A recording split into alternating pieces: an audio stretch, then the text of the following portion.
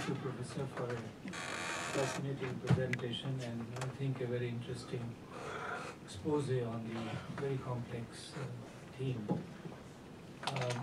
It enlightens us in several areas of this phenomenon, and it also raises questions further.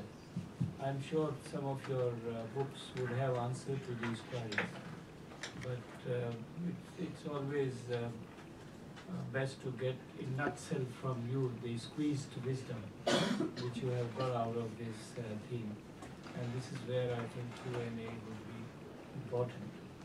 I was wondering, I would not start the questioning, you can leave it at the end. I was wondering why you did not take some of the South Asian examples of suicide when you were explaining suicide.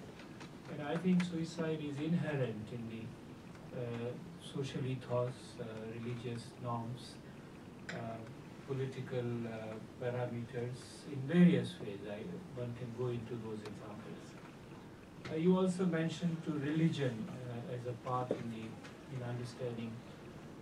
Would the nature of religion make any difference? You are absolutely correct, because we have seen suicide as a phenomenon and suicide bombing also. Amongst Hindus, the Tamil Tigers is one example. Amongst Muslims, Buddhists in Tibet, you can see, of course, there are self-immolations, but and in Buddhism, self-immolation is quite a highly valued act. So, are there religious differences which make it?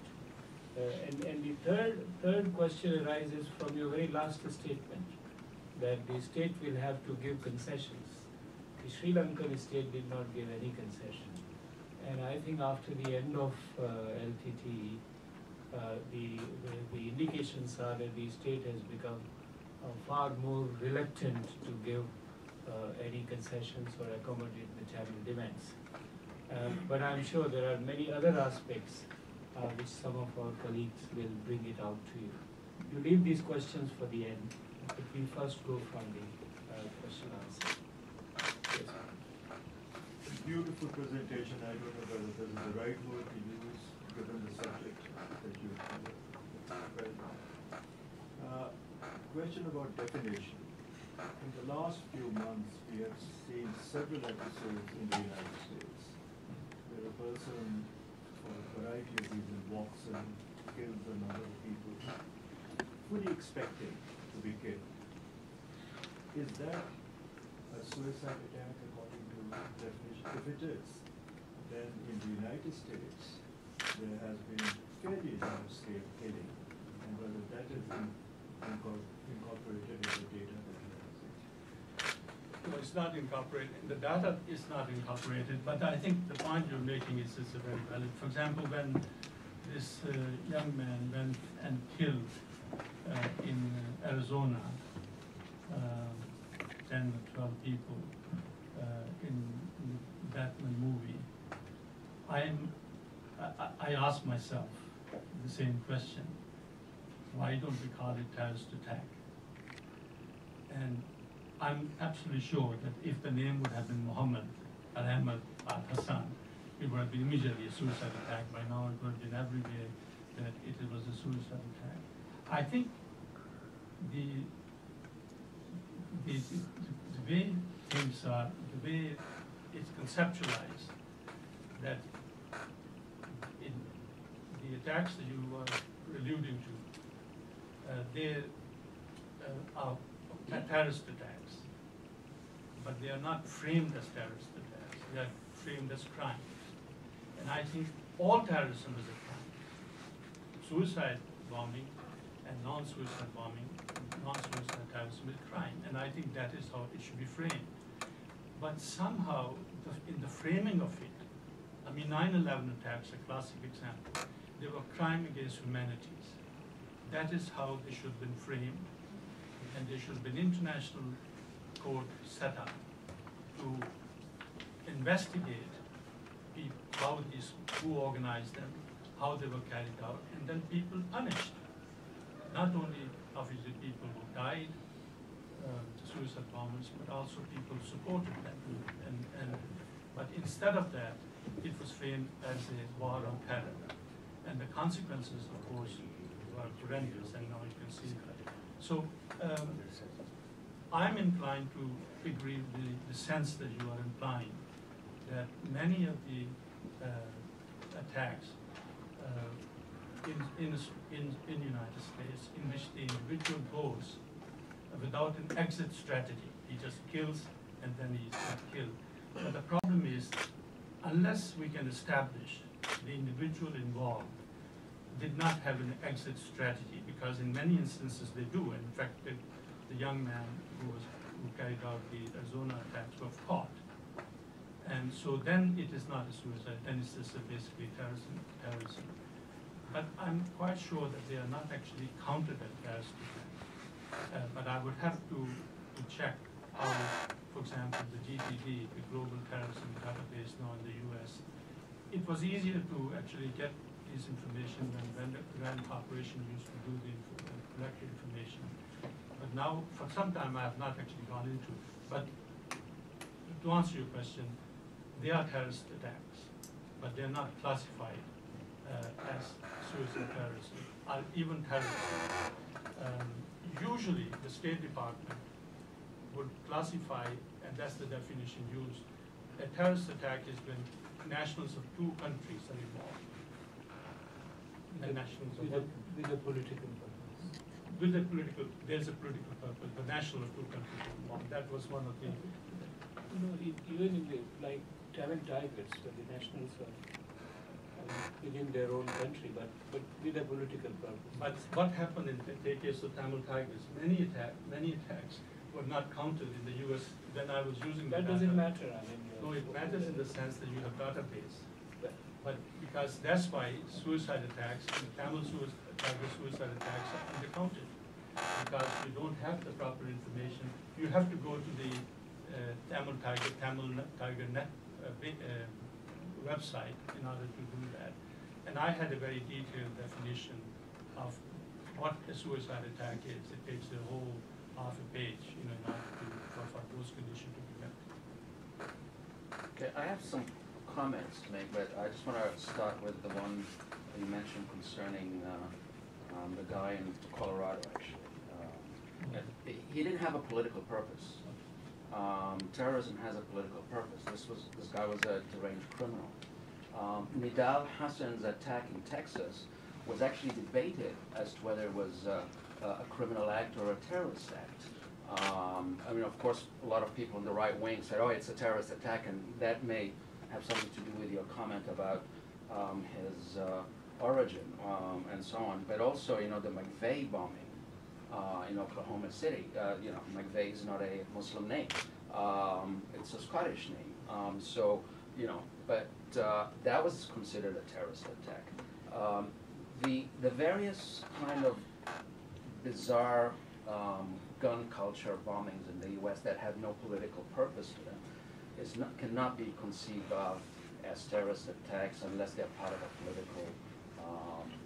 political organization, whether it's Islamic, environmental, or far right-wing one, which actually raises the issue as well, which I don't think you made us clear at the beginning. There is a difference between a suicide mission and a suicide bombing. I mean, it should have been really clear. For example, the Commander raid in Dieppe in 1943 was a suicide mission, but it wasn't a suicide bombing, if you see what I mean. These guys had very low chance of returning alive, but their mission wasn't predicated on their death. So for example, the Sicari tried to slip away after stabbing people rather than being captured.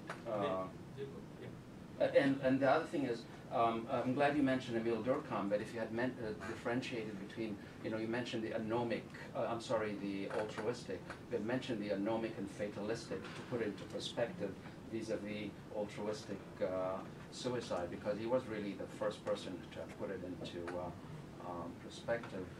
And finally, the comment about, I agree with you that terrorist organizations cannot stand up to national armies. But if you've noticed, as they develop in sophistication, suicide bombing goes down in proportion to the increased sophistication of organization. Take Hezbollah, for example. When it fought the Israelis in 2006, it met the Israeli army in small unit tactic fighting without the use of suicide bombing. It had gone beyond that stage. As well as for the Tamil Tigers, if you notice, they also developed a guerrilla, terrorist, and a conventional capacity. It's the conventional capacity that worried the Sri Lankan government much more than their terrorist capability. So I think that the less sophisticated you are as a terrorist or insurgent organization, the higher the percentage of your suicide bombing capacity, that goes down as you become a more sophisticated entity. I appreciate your comments, and they're spot on. It's a suicide, almost historic suicide bombing and suicide mission. Basically, the way I would say, when you go into a danger, into a mission, without an exit strategy, you are in a suicide mission. You don't have to invest, you don't have to go there. See, that's what happens in many instances. Almost all cases, when there was no, the modern technology didn't exist to, even the bombing technology. So you're spot on. This suicide mission is actually the word that, for example, I would have used, in fact, most of the time when I write Life as a Weapon, making sense of suicide missions. Because what happens in suicide missions is that you don't have exit strategy. And so this is what the Ismaili Nazir, this is what the Sikaris and the Zalids did. They didn't always want to go get away. They're quite happy to die. And this is what the martyrs of Cordoba in 845 did. They were prepared to go and keep on insulting Muhammad until they were sort of finally caught. And they said, look, they used to be sent back, so you're making a fool of yourself. And then they will come back. So suicide missions are actually, the suicide bombing is a modern phenomenon with ancient roots. I think that was the point I was trying to make. Prior to all the anarchists, for example, who killed a French president, an American president, they did not do suicide bombing. They were suicide missions, but they actually were caught in many instances. The anarchists carried out something like 3,000, 4,000 attacks in the Soviet Union, killed huge number of people. So I thank you. I think that's a very, very valid point. And some of the, I think there was a very famous case in which Goldstein went and killed a whole range of Palestinians praying in a mosque until the Israeli army came and killed him, because he said he's not going to, he went to kill and to be killed. And so that was a suicide mission. He didn't actually go and blow himself up. I think your point about Durkheim, I want to make a distinction. People who suicide and people who carry out suicide bombing are two different categories. They are not the same.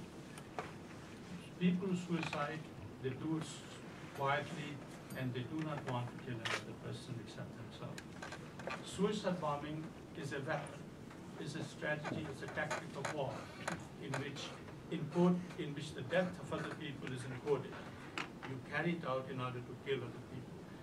But after having said that, altruism plays a very important part in suicide bombing. I think you made a number of other useful points, which I didn't make any notes, but I mean, thank you very much for that.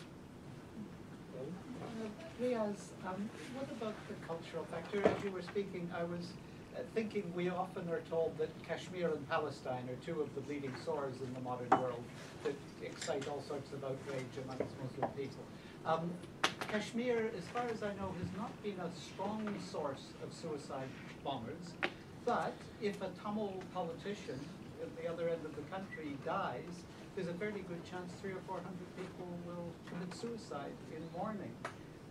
This happened when M.G. Ramachandran died, and it's not uncommon in Tamil Nadu, but not in Kerala, not elsewhere. Have you addressed that kind of a cultural question at any stage? I have spent a lot of time addressing cultural factors in suicide. but not so. I mean, they play a role. For example, there is some argument that in Islam is more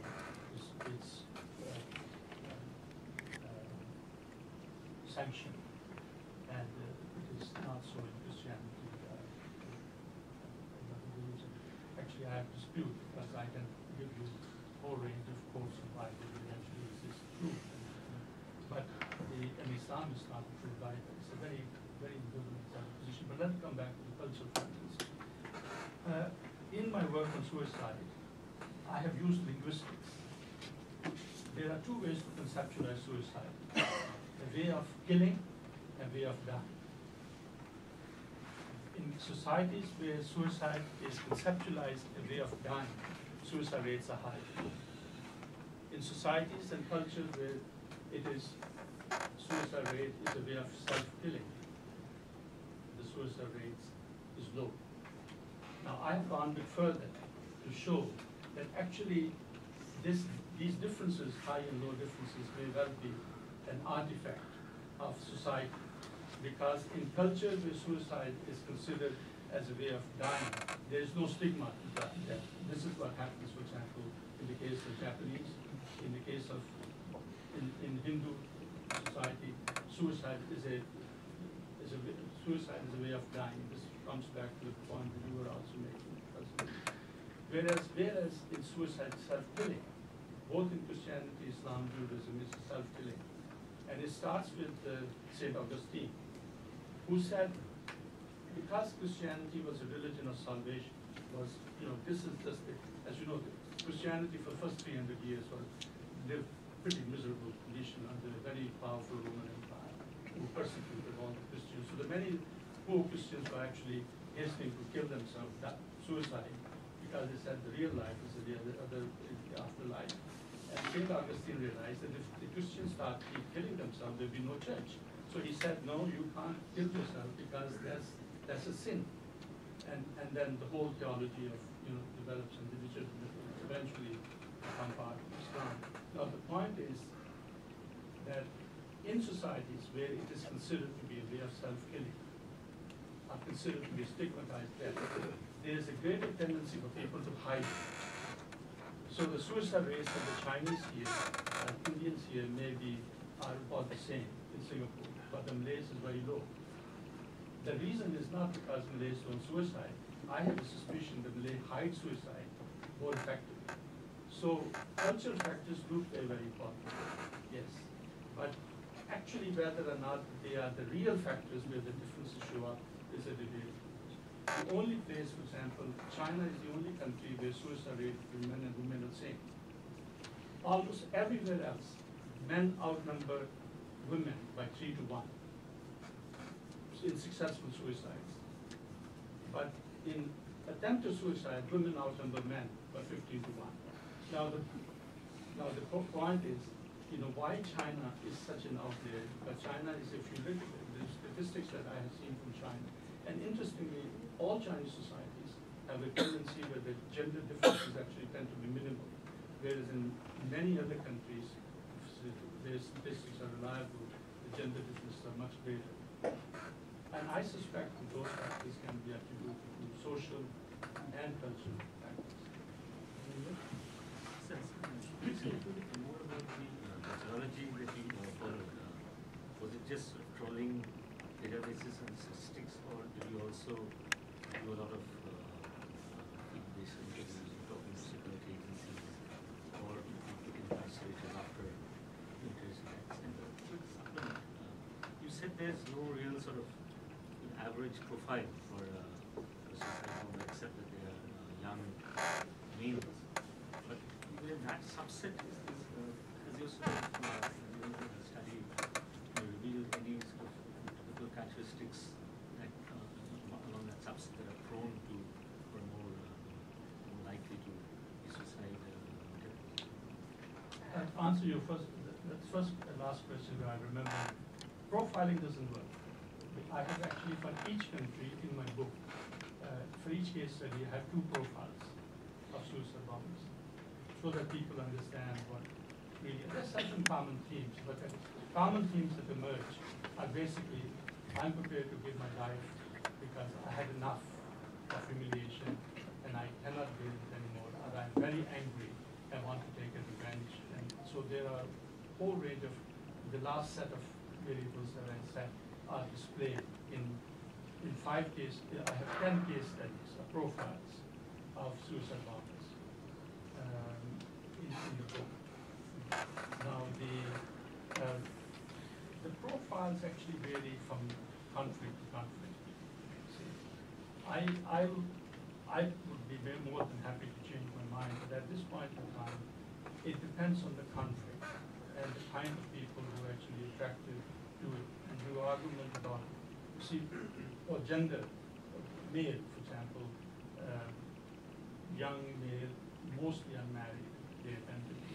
Now, interestingly, this was not the case. This is not the case in Chechnya. More than 1/3 of the suicide bombers are women. In fact, some estimates are half. In Sri Lanka, they were very high. Women suicide bombers, black tigers. Not so in Palestine, not so in Afghanistan, not so in Pakistan. And my explanation for that is that in societies where gender equality is a norm, women participate in suicide bombing more. Consequently, therefore, in Chechnya and Sri Lanka, where gender equality is probably more than it is in Afghanistan and Palestine. So there is a more women play more prominent role. So participation of women actually tied up to their public position, public role in public life. If they have a prominent role in public life, they will participate in public life. But going back to methodology, just talking about it. No, I was just asking. You have relied on data. Yes, that's that. I'm glad you asked. Because, when I submitted my research proposal to the Australian Research Council, getting a research grant is a lottery to win. Sometimes you lose most of the time. So I got the research grant. Within 6 months, half of my research was made illegal because I could not, under the counterterrorism law, which became law in Australia in July 2005, I got the grant and I started study to January 2005. And my research said I'm going to interview terrorist organization and terrorists who have been incarcerated in jails, suicide bombers, and wherever primary, very source. And I had actually arranged with some contacts to talk to Dispossession, to talk to Tamil Tigers. They were very reluctant to, but I was trying to make an effort. Then I realized that actually under the provision and the contact, under the contact and the there were 2 provisions of in our counterterrorism law in Australia, made my suicide research, half of it became illegal. I saw the Attorney General of Australia, Mr. Phil Brady, at a meeting with him. I asked his permission to be exempted. He said, no, you have to follow the law. So basically, what I did then, I then gave up interviewing suicide, basically terrorist organization. But I did interview journalists who had covered terrorism trials and the counterterrorism case in order to get primary data. But because of the reason that I just mentioned, I had to rely on primarily on the suicide, what I found, the information I found about the suicide attacks. And I have a fairly elaborate methodology, what constitutes suicide attacks, and several other sources. And then the database I have is one of the most comprehensive. Not anymore, but it's certainly not going to last year. So I did rely on primarily statistical sources, but basically I extracted the secondary sources. The primary sources were the journalists and the counterterrorism case. Yeah, thank you. Thank you very much for an extremely lucid expose of a very complex subject, and I've had the privilege of discussing with you many of these issues that you also raised today one-on-one. Now, say if I were to hazard a definition in an asymmetrical conflict situation, suicide is self-inflicted death in the pursuit of a perceived noble cause. Would there be a logical fallacy in this statement? Yeah, it doesn't encode the killing of other people. No, I kill other people in the Yeah, pursuit, but if you pursuit define, of, for example, what I perceive as a noble cause. Yes. I kill other people. If there's a state of occupation, it's asymmetrical conflict, I kill the occupier. in a conflict in which, for example, I abandoned the definition of self-destructing human who carry out act of violence, killing against other for political end. That was my one sentence definition, which eventually I gave up and I added more detail. But I think there are skeletons, the pieces of what would eventually become a proper definition in what you have said. A person, a symmetrical conflict. Remember, suicide bombing are not individual acts, unlike suicides. They are acts of organizations. They are sponsored by organizations. People don't get up one morning and say, today is a good day, I'm going to carry on suicide bombing. They are recruited, they are trained by organizations who are community-based and funded by community. So a non-state actor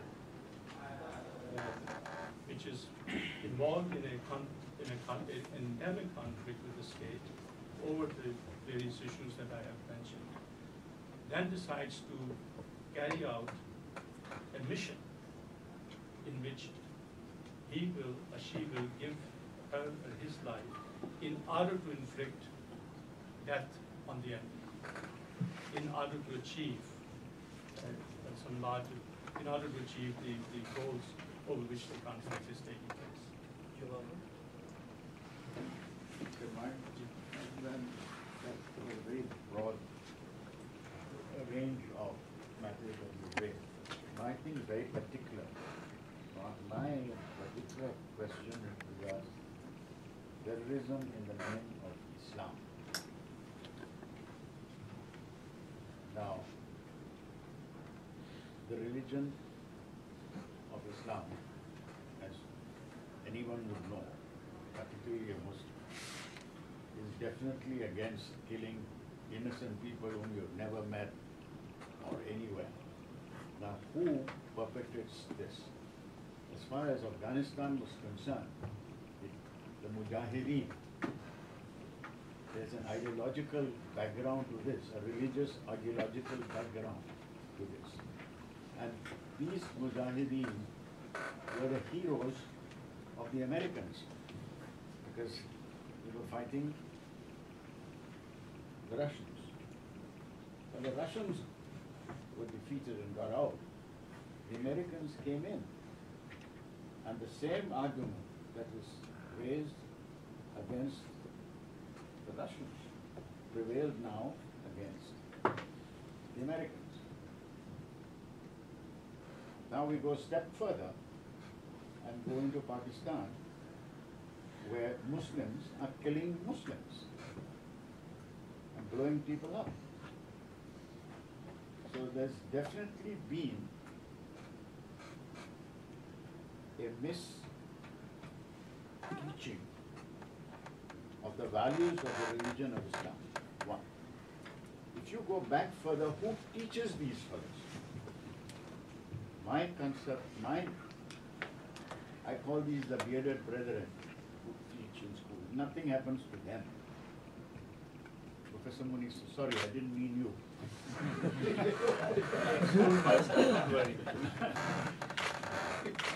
If there is a concerted move to remove these fellows, and with their own medicines, they are preaching that you go to heaven when you kill people.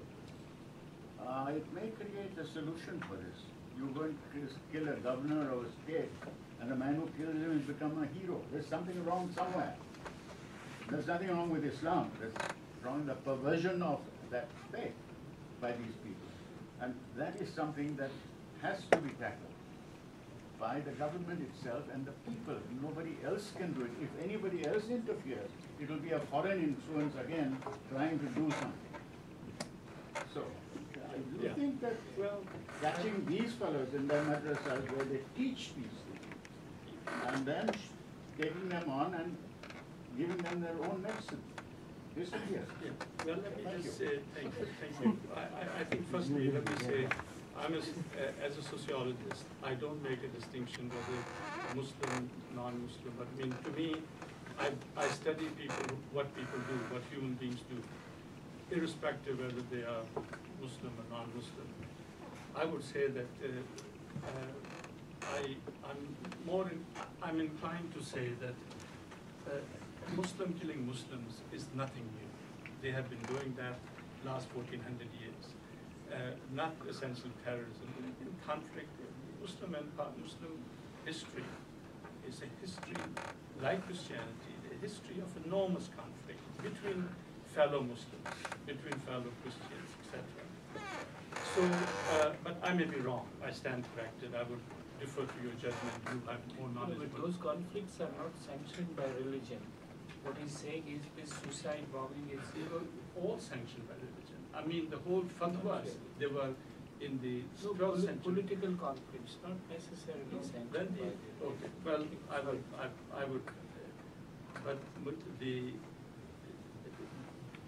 majority of the people I studied in Pakistan, the terrorists, who were high-value terrorists, according to the Federal Information Agency who gave me the information, majority of them, and it's in the book, they were actually product of high schools, from state high schools, not from madrasas. So this notion that these suicide bombers in Pakistan are sort of taught by bearded Maulvis and they're misled, actually is something that needs to be examined. I was surprised that so many of these guys actually came from high school. They were FA and master, government high schools. But let me, I think there was a point, I was very grateful, I forgot about it, my age shows up. Let me make you 2 points. Why I think it's very important to bear in mind asymmetrical conflict. Hezbollah started suicide bombing in 1981. They were the master craftsmen. They actually started it in the Middle East. 13 suicide bombing. In 1981 they started. The last Hezbollah suicide bombing was carried out in 1989. Some people say 1991. I'm prepared to accept.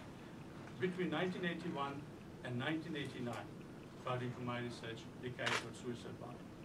And by the way, half of the Hezbollah suicide bombing were carried out the Syrian Socialist Party members who were communists. So they were not all Muslim fanatics who were doing it.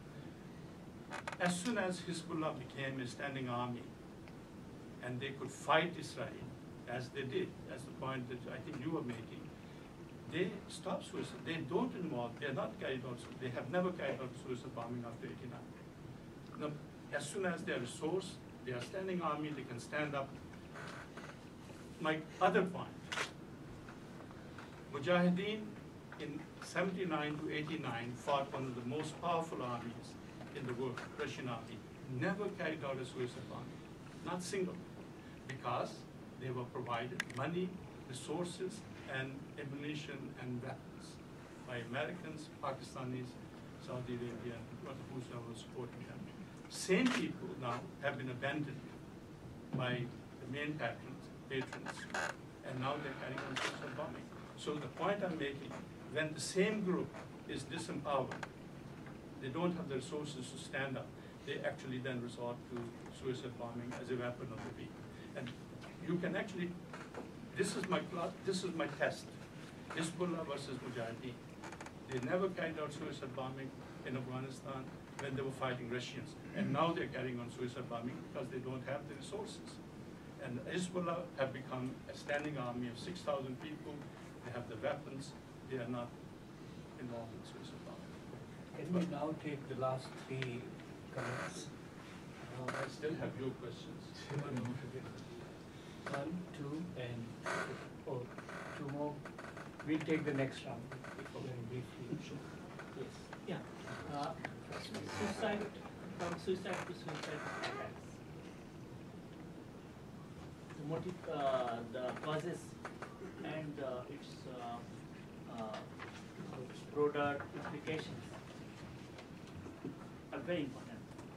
But the motivation behind the suicide from the personal point of view, not from the collective point of view, like doing suicide because of there are some causes, because suicide is seen as a weapon of the weak. But when there are the instances where people who commit suicide or who attack the suicide bomber, their action is not voluntary. They are controlled. Their action is taken place in a situation where there is no way. For example, bracelet, putting the bracelet and go. Somehow the person who is putting the bracelet is going to die. So then he go and pass himself or herself. So in this situation, how you want to this aspect of the suicide, how do you want to put it in the broader context, like collective things, open of the I think I'm clear. All right? Yeah, that's fine. Yeah, thanks, sir. I enjoyed the presentation. For the last 9 out of 10 years, I've served in the Middle East. The last 2 years, I served in Afghanistan.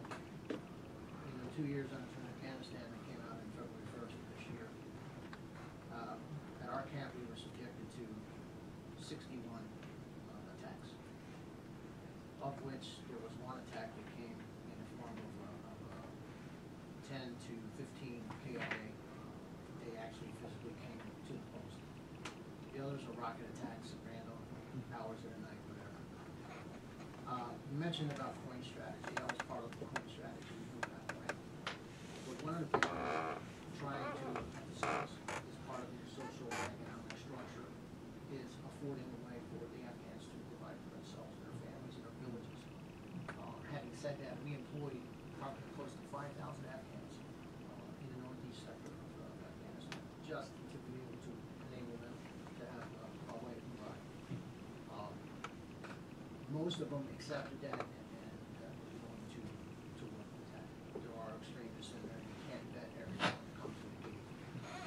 The second thing is that there are several, we found several that were failing polygraph tests or whatever, and we find that they were in fact part of the Khani network, Al-Qaeda, as well as the Taliban. Very difficult to differentiate between who's who and what's what.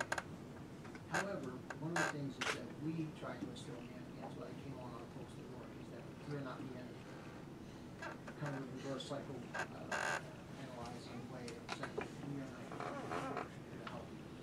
Very difficult to get that message into those workers. Yet they were appreciative of coming on post. Plus they were able to practice their English as well. So some benefits to it, but the hardest part about it was selling the idea that we were not the infidels, we were not the enemy. But some power has to go into Afghanistan because otherwise you see what the end results are. It's going to be wild, wild west. Very difficult to overcome. Any question? Okay. Thank you, Professor Azra, for sharing your research. You said the conditions for creating suicide bombers, large-scale population dislocation, refugee camps, etc. The Palestinians had all this, including humiliation, but until 1981 they didn't have suicide bombers, whereas they suffered all this, since 1967 or even before that. So what caused the change for them to come to this? My second point you have already touched, during the first occupation of Afghanistan there was no bombing. My second question is, I find there are no solutions here. Can't we go to the core where these people are trained and take out those training centers and approach it that wise? Because your presentation and what it said in the end was basically there has to be concessions, there have to be political agreements among so many parties, and day by day people are just, their views are diverging. They are going further apart and coming closer.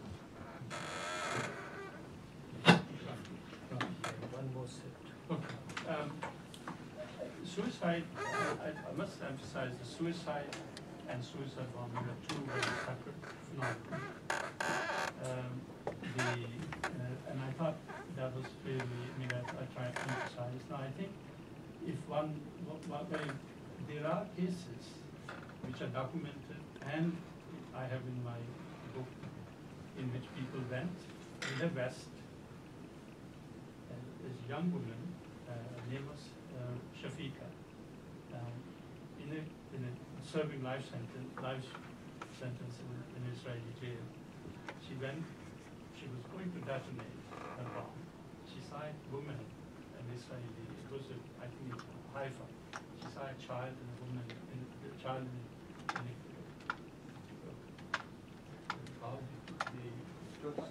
throw shoulder, and decided,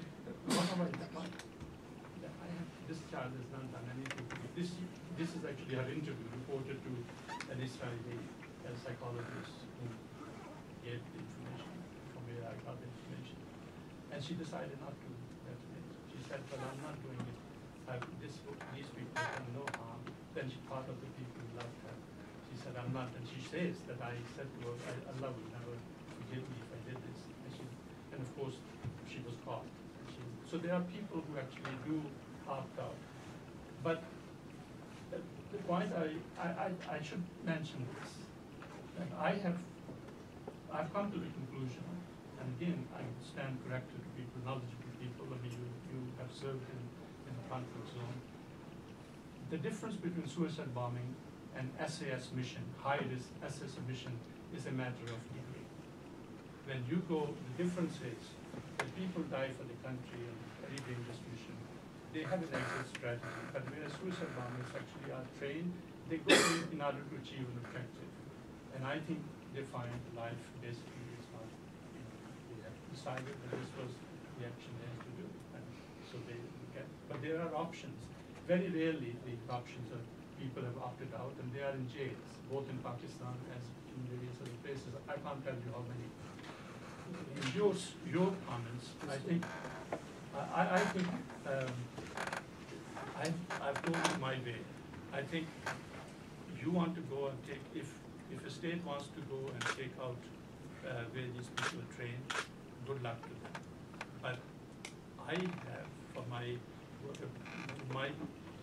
modest, my opinion as a sociologist, and it doesn't mean that it has some merit, but I won't say it's the final truth. I don't think it's going to solve the problem. I simply do not think conflict in human societies can be solved by killing other people en masse, because it may solve the problem for the time being. I thought you had in mind Sri Lankan case. Sri Lanka is far from settled. I was, in the last 2 weeks, I was in Sri Lanka when the final mopping work was carrying out.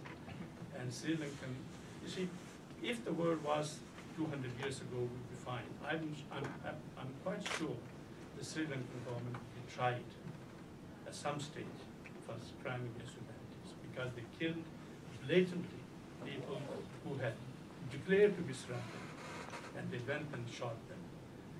And I was in Colombo. I was not allowed to go in, but in Colombo there was no reporting. But basically, that is the policy which would be very important policy platform of a government. But it may not lead to resolution. But I think the point that you earlier on, 1981 Palestinian issue, you were saying, if you again, I mean, without belaboring the point, I actually have gone through the same question. Palestinians tried everything. They tried strikes. It's not only 81, by the way. They have been doing it since 1936, 1926. Organized themselves, carried on various other things. Then they decided to be national, Arab nationalism. When everything failed, that is when they started suicide bombing. The last two, please. To be brief. My question is focused on South Asia, particularly the role of establishments and particularly the military agencies on both sides, Pakistan and India, in promoting and using it as a tactic. As you alluded in your lecture, that this phenomena is quite relativistic. It varies from place to place. So the Palestinian case can't be applied to the South Asian situation, similarly the Afghan situation is also to some extent different. So how do you see the role of establishment? Because in this sense, Pakistani ruling elites, non-political forces, they have a role historically since 80s in inviting them, settling them, and when now the state is trying to re-establish or to establish its reach or extend its reach through the tribal areas, they are facing the repercussions. Should state cave in? Excuse me? Yes, please. You wanted to ask? Yeah, the question I had was actually, I think, already addressed. Already asked? Okay. Which is basically, what are you going to do? What is it that I was looking for solutions in terms of maybe the way to go about doing this is actually to give them better economic conditions or educate them. I think if I could solve the problem, I'll do now, and I'll be a very rich man, and I'm a very popular man in the world. I think you see, human society is a complex organization, and unless and there's not going to be neat solution. It's a messy solution, and it's going to be a solution in which all contested issues have to be, they have compromises. So both parties in the conflict have to compromise. Coming back to your question, I must admit, you see, the general point is that modern states know that they cannot go and invade other countries, so they are outsourcing war. India is doing it, Pakistan is doing it, the United States is doing it, Russia is doing it. They are outsourcing war to various groups that they have created. And unfortunately, these groups may not always follow the script that they have been given. They actually begin to develop their own scripts. So I would be very surprised if either Indian government or Pakistani government sanctioned deliberately, that there should be suicide bombing. I'd be very surprised. I have seen no evidence of that. But what I have seen is that there's a wholesale outsourcing of conflict in the world, because no state can afford to actually go in open war with another state, because it is very expensive, very dangerous, and it would have international repercussions. Thank you very much. Thank you very much. I think we have had a very fruitful session. Please give it a big hand. And we have some tea waiting outside.